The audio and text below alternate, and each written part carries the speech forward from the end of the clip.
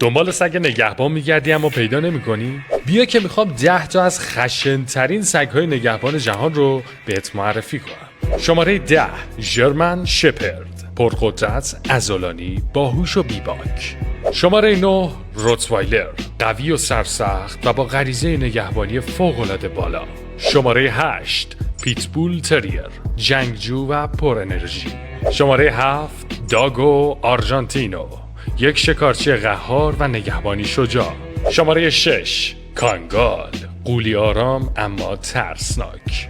شماره 5 ماستیف تبتی، با ظاهری شبیه شیر و رفتاری مقتدر. شماره 4 بول ماستیف، ترکیب قدرت، سرعت و البته شخصیتی وفادار. شماره 3 آلابای، سگ آسیای میانه با جثه‌ای عظیم و روحیه‌ای تهاجمی. شماره 2 دوبرمن پینچر، سریع، باهوش، قدرتمند. حالا ازتون میخوام که شماره 1 رو شما بگید. به نظرتون کدوم نژاد سگ میتونه از این نژادهایی که بهتون معرفی کردیم نگهبان بهتری باشه؟